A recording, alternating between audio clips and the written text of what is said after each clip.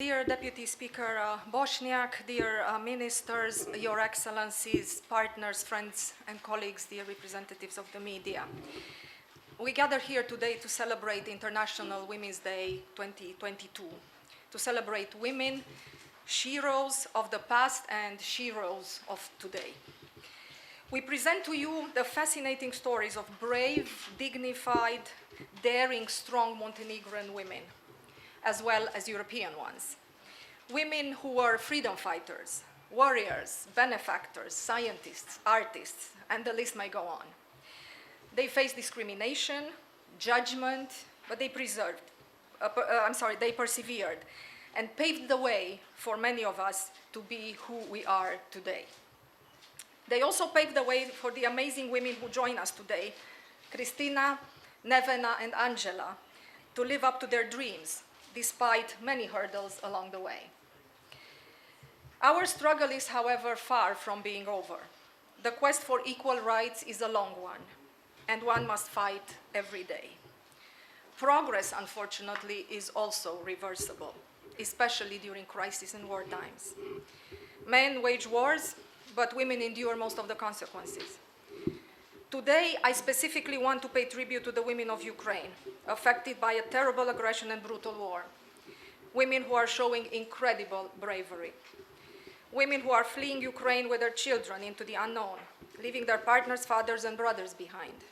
Women who decided to stay under the bombs so they could continue to care for their elderly.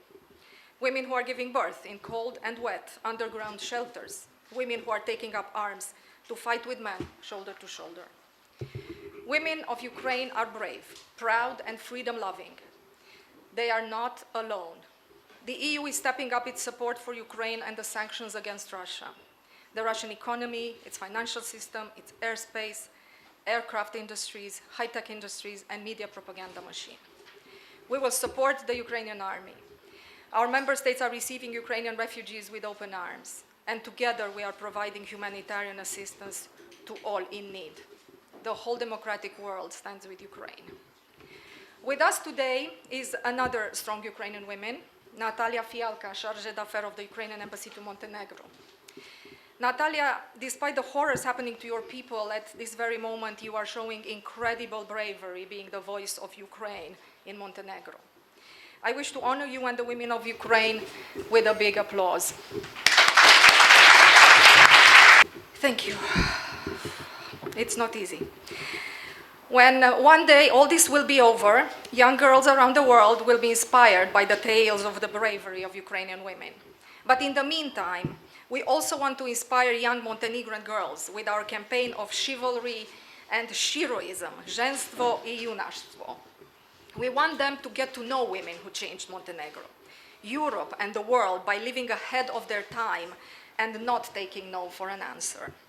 We want young girls to hear this message: be brave, be strong, and be daring, and do everything you can to fulfill your dreams. And do ask yourself today, as the war is once again raging in Europe, what would the world look like if it were run by women? I want to thank Devojčice za klikerima, as well as our EU Info Center, for putting together this amazing campaign. I can't wait to hear the stories of those heroes of today as well as the heroes of the past. I thank you for your attention, and I look forward to a good discussion. Thank you.